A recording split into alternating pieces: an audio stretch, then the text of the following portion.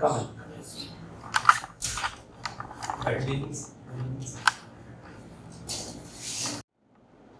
अच्छा तुम्हारा आपने एलएलबी कब पास किया है? सर मैंने भी एलएलबी 2021 में पास किया। मीडियम क्या है आपका? मेरा सर हिंदी माध्यम।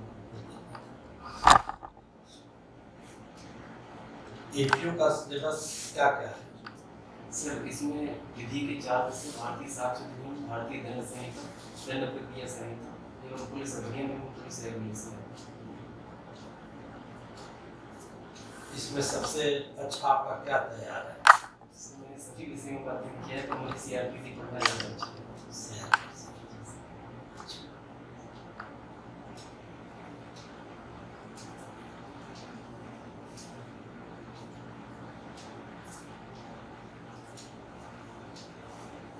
है। प्रथम सूचना रिपोर्ट क्या होती है? सर किसी संज्ञेय मामले से संबंधित जब कोई व्यक्ति थाने के भाषाधक अधिकारी को उस अपराध की सूचना देता है सर प्रथम सूचना रिपोर्ट। प्रथम सूचना रिपोर्ट के लिए क्या क्या आवश्यक शर्तें हैं? सर ये किसी संज्ञेय मामले से संबंधित होनी चाहिए, थाने के भाषाधक अधिकारी को दी जानी चाहिए, लिखित या मौखिक रूप से हो सकती है। जो सर थाने का भाषाधक अधिकारी होगा इसे जनरल डायरी में उसका सार दर्ज करेगा, यदि इसे लिखित रूप में किया गया है और मौखिक रूप में किया गया है तो उसे अपने अधीनस्थ अधिकारी से लिखित कराने के लिए निर्देश दे सकते हैं। क्या धारा 154 की धारा 1 के अंतर्गत थाने का भाषाधक अधिकारी एफआईआर दर्ज करने के लिए बाध्य है? सर जब हम धारा 154 सीआरपीसी का अध्ययन करते हैं तो वहाँ सर सेल शब्द का प्रयोग किया गया है। ये सर सेल शब्द जो है वो थाने के भाषाधक अधिकारी को बाध्य करता है कि वो एफआईआर को दर्ज करे। इस पर कोई सुप्रीम कोर्ट की भी गाइडलाइंस है? जी सर, माननीय उच्चतम न्यायालय ने ललिता देवी बनाम उत्तर प्रदेश राज्य के मामले में यह निर्धारित किया कि थाने का भाषाधक अधिकारी प्रथम सूचना रिपोर्ट दर्ज करने के लिए बाध्य है। अच्छा, एक बार थाने का भाषाधक अधिकारी एफआईआर को दर्ज कर लेता है, इसके बाद इंफॉर्मेंट उसको वापस लेना चाहता है, विड्रा करना चाहता है, तो क्या एफआईआर को विड्रा किया जा सकता है? नहीं सर, कोई व्यक्ति यदि एक बार एफआईआर दर्ज करा देता है तो उसे वापस लेने संबंधी कोई भी प्रावधान दंड प्रक्रिया संहिता में नहीं होता है। क्या कंप्लेंट को विड्रा किया जा सकता है? सर जी सर, परिवार को वापस लिया जा सकता है। सीआरपीसी प्रोविजन दिया गया है? सीआरपीसी की धारा 257 परिवार को वापस लिए जाने संबंधी प्रावधान दिया गया है। परिवार के वापस लेने का प्रभाव क्या होता है? सर अगर परिवार वापस लिया गया है तो उसका प्रभाव सर दोषमुक्ति होती है। अच्छा, ट्रायल के दौरान यदि परिवादी अनुपस्थित रहता है सुनवाई की तिथि पर, तो उसका क्या प्रभाव रहता है? सर इसके संबंध में प्रावधान दंड प्रक्रिया संहिता की धारा 256 में मिलता है। यदि परिवादी नियत तिथि पर न्यायालय में उपस्थित नहीं है और मामला समन है तो सर अभियुक्त को दोषमुक्त कर दिया जाएगा, और यदि सर न्यायालय का विचार है तो सर परिवादी की अनुपस्थिति में इस पर कोई प्रभाव नहीं पड़ेगा, मामला वैसा ही चलता रहेगा, क्योंकि सर जो सत्र न्यायालय का विचार है वहाँ मामले को लोक अभियोजक द्वारा प्रस्तुत किया जाता है।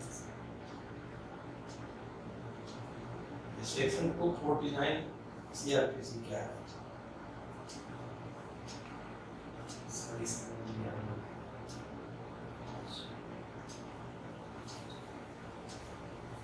क्या समन मामले के विचारण की प्रक्रिया को वारंट मामले के विचारण की प्रक्रिया में परिवर्तित किया जा सकता है? जी सर, सीआरपीसी की धारा 259 इसके संबंध में प्रावधान बताती है। यदि किसी समन मामले का विचारण मजिस्ट्रेट द्वारा किया जा रहा है और उसमें से 6 माह से अधिक का कारावास दिया जा सकता है तो ऐसे मामले को विचारण मामले की तरह से उसका विचारण किया जा सकता है, वारंट मामले के विचारण। और क्या वारंट मामले के विचारण की प्रक्रिया को समन मामले के विचारण की प्रक्रिया में परिवर्तित किया जा सकता है? सर इसके संबंध में दंड प्रक्रिया संहिता प्रावधान तो नहीं किया गया है, परंतु सर यदि ऐसा मजिस्ट्रेट कर देता है तो सर ये एक अनियमितता माना जाएगा।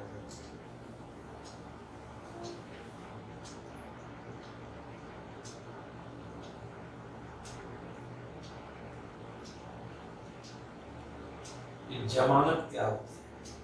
सर जमानत का तात्पर्य जब न्यायालय या पुलिस अधिकारी किसी अभियुक्त व्यक्ति को छोड़ता है तो उससे प्रतिभूति जमा कराता है कि जिस तिथि पर आपको बुलाया जाएगा आप ये गारंटी दें कि आप उस तिथि पर उपस्थित होंगे, इसी को सब जमा ये जमानत के कैंसिलेशन के संबंध में सीआरपीसी में कहाँ प्रावधान दिया गया है?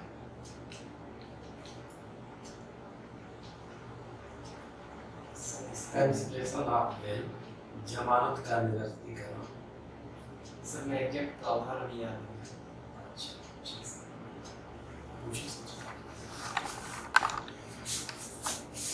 ये बताइए, इमरजेंसी प्रोविजन कॉन्स्टिट्यूशन में कहाँ दिए गए हैं? सर अध्याय 18 अनुच्छेद 352 से लेकर 360 तक में आपात उपकरण से संबंधित प्रावधान है। इसकी क्या प्रक्रिया है? सर भारत में सर 3 प्रकार के राष्ट्रीय आपात उपकरणों की व्यवस्था की गई है। पहला है सर राष्ट्रीय आपात, दूसरा है संवैधानिक आपात जिसे हम राज्यों में राष्ट्रपति शासन के नाम से जानते हैं, तीसरा है सर वित्तीय आपात जो अनुच्छेद 360 में बताया गया है। यदि सर जो 352 में हम राष्ट्रीय आपात के बारे में प्रावधान देखते हैं तो उसके 3 आधार मिलते हैं: युद्ध, बाह्य आक्रमण या सशस्त्र विद्रोह। इस आपातकाल में कौन कौन से ऐसे मूल अधिकार हैं जो कि निलंबित नहीं हो सकते? सर अनुच्छेद 20 और 21 आपातकाल के दौरान से निलंबित नहीं है। इसको क्यों निलंबित से रोक दिया गया?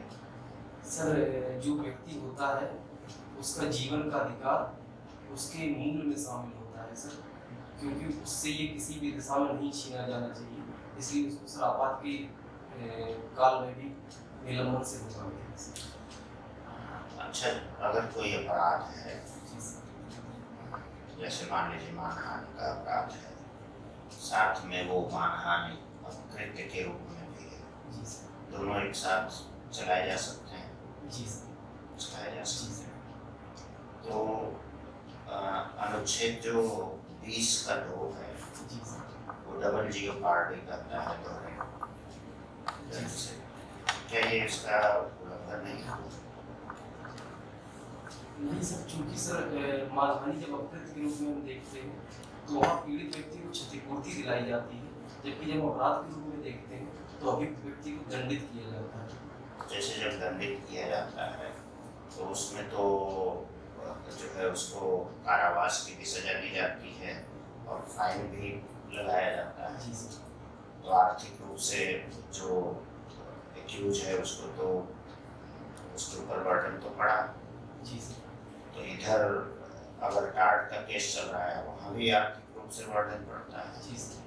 तो इसमें कुछ जी सर, जो सर मानहानि का अपकृत्य है वो एक सिविल कार्रवाई है और जो अपराध है वो सर दंडिक कार्रवाई है। तो अनुच्छेद 20(2) ये प्रावधान करता है कि किसी व्यक्ति को एक ही मामले में 2 बार अभियोजित करके 2 बार दंडित नहीं किया जा सकता है। अभियोजन सर सिविल मामले में नहीं होता। अच्छा, किसी दंडिक विधि को रिट्रोस्पेक्टिव इफेक्ट से क्या ये लागू किया जा सकता है? भूतलक्षी प्रभाव से लागू नहीं सर, किसी दंडिक विधि को भूतलक्षी प्रभाव से लागू नहीं किया जा सकता। और अगर मान लीजिए सजा कम की गई हो या अपराध को समाप्त किया गया हो, जैसे किसी विधि में जो है कुछ अपराध को मान लीजिए समाप्त किया गया तो उसको भूतलक्षी प्रभाव से भी लागू किया जा सकता है? सर यदि ऐसा किया गया है तो अभियुक्त यदि उसका कोई लाभ पा सकता है तो सर उसे लाभ ले लिया। जी सर। पूछिए सर। भारतीय साक्ष्य देने जी सर। जी सर। ये सही विशेष अपराधी है तो क्या उसके कथन पर किसी व्यक्ति को दंडित किया जा सकता है या उसके द्वारा दिए हुए साक्ष्य? जी सर, सहअपराधी द्वारा किए गए कथन पर किसी व्यक्ति को दंडित किया जा सकता है। इसके साथ साथ एक और प्रोविजन पढ़ा जाता है। जी सर। कौन सा प्रोविजन? धारा 114 का दृष्टांत भी पढ़ा जाता है। क्या ये कहता है? सर ये बताता है कि जब तक आप सह अपराधी की जो कथन है उसको संतुष्ट नहीं करा लेते तब तक किसी व्यक्ति को उसके आधार मात्र पर दोषित किया जाना अनुचित होगा। ये केस का बताएंगे? जी सर, डगड़ू बनाम महाराष्ट्र राज्य का जो केस आया था उसमें माननीय उच्चतम न्यायालय ने इस जो सरंतर विरोध था उसको समाप्त किया और ये कहा कि किसी व्यक्ति को मात्र सहअपराधी के असंपुष्ट साक्ष्य पर दोषी किया जा सकता है, परंतु न्यायालय यदि उचित समझे तो इसका संपोषण करा ले, ये सावधानी करनी है। प्राथमिक विशिष्टियों का संपुष्ट करा लेना जी। अच्छा, धारा 114 में ये जो बताए गए हैं प्रावधान, ये धारा कर सकेगा में है या करेगा में? सर, ये धारा 114 प्रावधान बताए गए, ये धारा कर सकेगा में। वो कर सकेगा और करेगा में क्या फर्क है? सर, जहाँ कर सकेगा शब्द का प्रयोग हो, वहाँ न्यायालय को यह विवेकाधिकार है कि उस बात को वो माने या ना माने, जबकि जहाँ सर करेगा शब्द का प्रयोग है, वहाँ न्यायालय ऐसी बात को मानने के लिए बाध्य है। यहीं पर मिसाइल सबूत आता है जी। जिसको कहते हैं। जी सर। इसको डिफाइन करिए। सर, यदि किसी तथ्य को किसी अन्य तथ्य का निश्चायक सबूत विधि के द्वारा घोषित किया गया है, तो जब जिस सब एक तथ्य को साबित कर दिया गया है न्यायालय में, तो न्यायालय उस दूसरे सब तथ्य को साबित मानेगा सर, और उसको ना साबित करने के लिए साक्ष्य देने की अनुज्ञा नहीं देगा।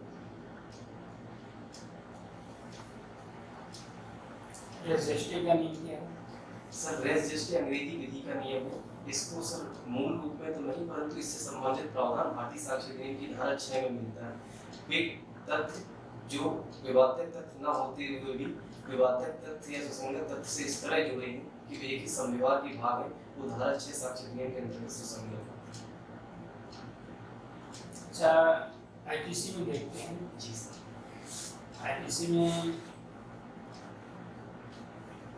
किडनैपिंग और अबडक्शन का क्या है? सर, जो व्यापरण का अपराध है सर, वो 2 भागों में विभाजित किया गया है, जबकि अपहरण के संबंध में ऐसा कोई विभाजन नहीं किया गया है।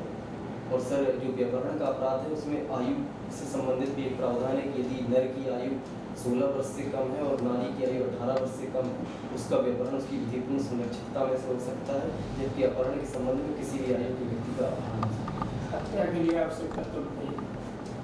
सर, हत्या के लिए आवश्यक तत्व किसी व्यक्ति द्वारा किसी अन्य व्यक्ति की मृत्यु कारित की गई हो, ऐसी मृत्यु आशय पूर्वक कारित की गई हो, और सर कार्य योजना या फिर आसन्नपूर्ण संकट हो जिससे किसी व्यक्ति की मृत्यु हो जाए, इस ज्ञान से की गई हो कि उस व्यक्ति की मृत्यु हो जाएगी, या फिर सर ऐसी शारीरिक क्षति की गई है जो प्रकृति के सामान्य अनुक्रम में मृत्यु कारित करने के लिए पर्याप्त है।